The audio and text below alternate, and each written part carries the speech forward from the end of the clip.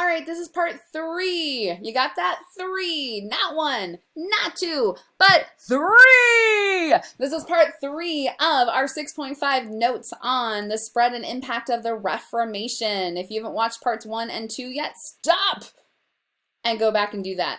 If you're with us, we had just wrapped up that church service was pretty similar, right? In the Anglican church with King Henry VIII. And then we have here some video clips about King Henry VIII and the Reformation. Again, all these extra video clips are optional. I'm obviously not going to know if you guys watch them or not. I will tell you that I only stick ones in that are helpful, okay? And will help with those summaries and help with retaining memory, okay? And help you understand the subject better. So I recommend, if you got time, at least pick and choose a couple of them to view, okay? They will be helpful. All right, so on to Q15. Can you believe it? We're on question 15. I told you it was going to be fast, guys, because remember, you don't have to write down everything. You can just write down the red and the titles, and you're good to go. Okay, so you got Q15, William Tyndale, highlighted yellow. All right, here's the deal with him. This is another reformer. He doesn't start his own church, but he's very famous because he's the guy that brings us the first English translation of the Bible. And ultimately, he is put to death because he does this. The Catholic Church is ticked at all of these people. The Catholic Church is no longer friendly with Martin Luther or Lutherans. They are not friendly with John Calvin and Calvinists. They are not friendly with King Henry VIII and Anglicans. They are not friendly with other reformers who are working against what the Catholic Church wants, right? And remember, even though many people are leaving the Catholic Church and they are losing some of their power, by far and away, most people are still Catholic, and the Catholic Church is more powerful than any of these other offshoots that are happening. Okay, so they are losing power. They're not as powerful as they used to be, but they're still top dog if you line up all the churches and how much power they had. All right, so the Catholic Church was a scary enemy to have. All right, and so going up against them took some guts, major nerves, man, big time. You know, putting it on the line because you truly believed in something. And William Tyndale, he really liked the Lutheran movement. He liked the Reformation and the protesters, right, going off to these Protestant churches that were springing up. And he wanted the Bible in the English vernacular. And so he managed to do that. But unfortunately, ultimately was killed for his efforts, okay, by the Catholic Church. If you need more time, push pause because we are going to move on to the next slide. All right, Q16, the Counter-Reformation. All right, well, what's the Catholic Church doing this whole time? Like, all these people are leaving. People are becoming Lutheran, and people are becoming Calvinist, and people are becoming Anglican. And some people are like, dude, the Catholic Church can't get their stuff together, man. And everybody's leaving. Nobody has answers. Everybody's disagreeing on what the truth is. I don't think any of it's true. And some people are just walking away from Christianity, okay? Because at least if you were Lutheran or Calvinist or Anglican or many other ones we're not going to get into right now, you were Christian, okay? But some people decide altogether this stuff is fluff and nonsense, okay? And they walk away. So what is the Catholic Church doing as they're watching their power slowly diminish to like try to not lose all their wealth and power and prestige? Okay, so it's something that they call the Counter-Reformation. So the Catholic Church were trying to win people back to Catholicism. And they recognized publicly that, you know what, we do have a corruption problem. You know what, we've kind of strayed from some Christian values. You know what, we've given some confusing messages the last, few generations. So we need to clean up our act. You're right. We're going to work on that. Come back to being Catholic because we're going to fix it.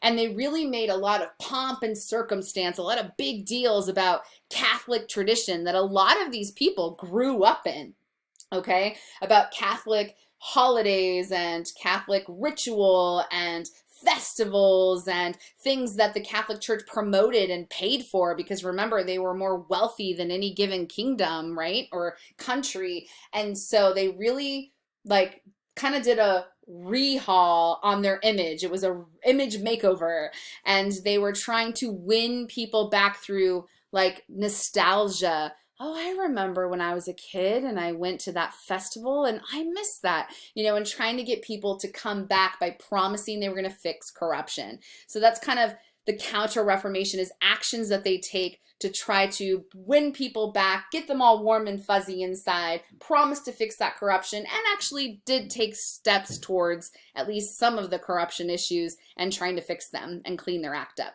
Okay, if you need more time, then push pause because we're moving on. So left-hand side question, draw a line underneath everything you just wrote all the way across your page, and here we go. Okay, Council of Trent. Council of Trent is one of the famous meetings to come out of the Counter-Reformation, the Catholics' effort to win people back to Catholicism. So the Council of Trent is a meeting with many clergy members within the Catholic Church, especially the higher up clergy members, and they kind of had a powwow, like, how are we going to fix this? How are we going to win people back? How are we going to regain our power?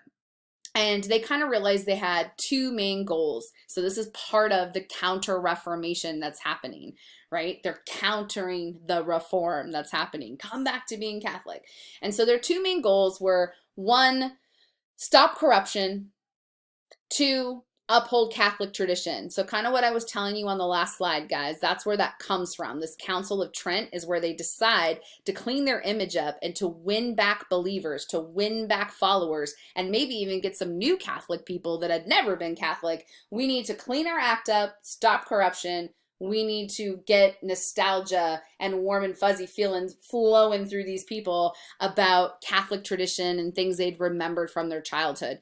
And they did a whole PR overhaul, a whole public relations overhaul, redoing their image. Okay, so that's a little bit about the Council of Trent. If you're not ready, push pause, draw a line, write a question. All right. Stopping the spread of Protestantism. Sorry, I've done all three of these in a row. My tongue is not working anymore. Stopping the spread of Protestantism is, wow, that still didn't come out right. But you know what I meant. All right, so trying to stop the Protestant movement was another goal that the Catholics had. And they did that nice and pretty, packaged nicely, playing nice, trying to stop corruption and giving people warm and fuzzy feelings.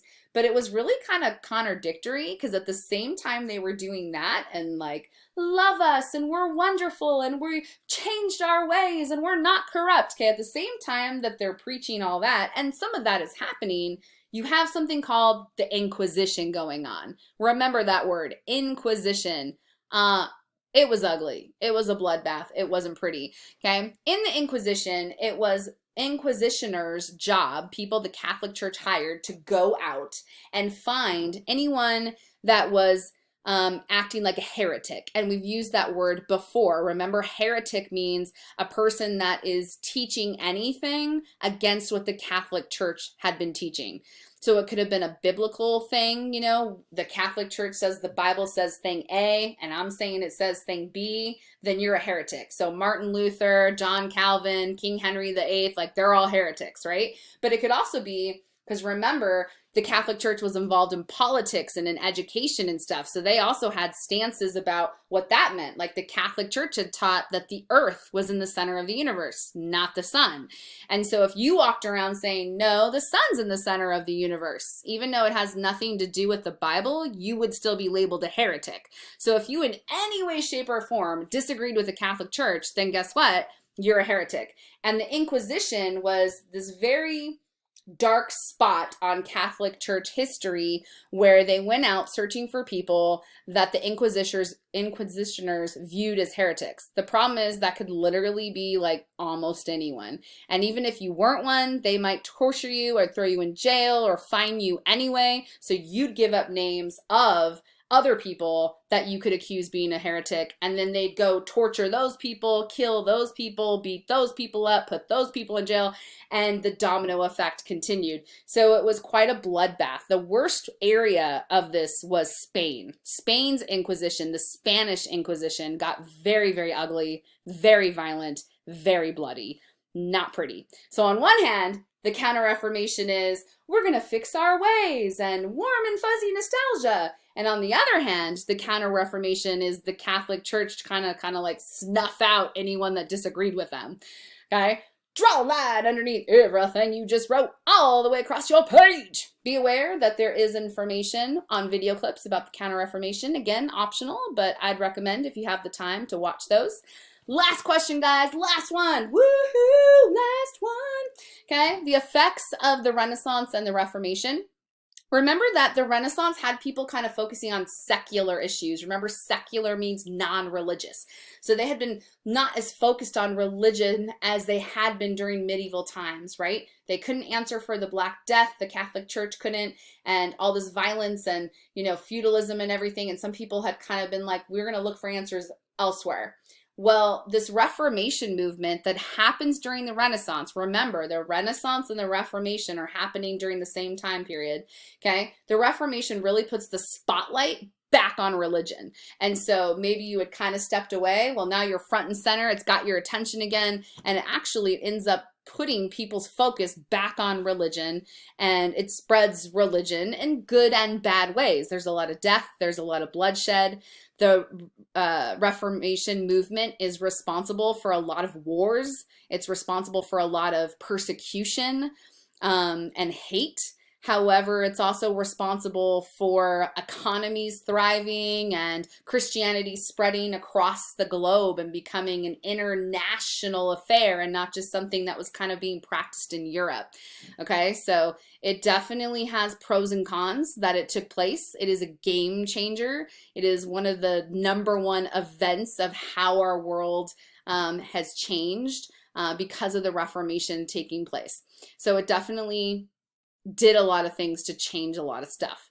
Okay, monarchies are going to grow stronger as the church is going to get weaker. Okay, wars will start, religions and churches will start because of this, and Christianity is going to spread around the world. All right, draw a line, draw a line, draw a line. All right, there is another video for you if you're interested. You have access to that on my flipped classroom page. And the last thing I want you guys to do is just take a good long look at this map. If you need to pause it because I'm not going to be on it long enough, do it. But there's kind of the breakdown of Western Europe. Remember, this whole time with the Renaissance and the Reformation and stuff, in this unit, we're focused on Western Europe. So this is kind of what Western Europe looks like. Again, the Anglican Church kind of only happening in England, right? Because it's King Henry VIII's baby getting to do whatever he wants. All right. The Lutheran Church starts in Germany, remember? So right around here, right, is where that starts. And then it will spread mostly north, but does kind of make its way down here. All right. Look at how much yellow there is, guys, though. So again, remember I told you Roman Catholicism by far and away is definitely the winner. They're going to have the most followers. They still have the most power. But, the Anglicans are going to build power, the Lutherans are going to build power, and then Calvinism's kind of all over the place. Remember, it starts in Switzerland, so here's Switzerland here, and you have these little pockets, because remember, I told you Calvinists tended to want to live together, so there's these pocket communities of Calvinists, right? So that's kind of what Western Europe religion looked like throughout the Renaissance period, which remember is the late 1300s, moving into the 1600s. The Reformation, Lutheranism, doesn't start till the 1500s. So the Reformation takes place in a period of time within the Renaissance. Okay, so around the 1500s and beyond for a couple hundred years, this is what the religion map of West Europe would look like. All right, you are now done. You've completed all 3 parts. Don't forget to write your summary. You should have information on that. And know where to look in Google Classroom or on my website to figure out your summary requirements. Have a wonderful day. I hope you are awesome and that you learned something. All right? Be kind, make good choices. See you next time.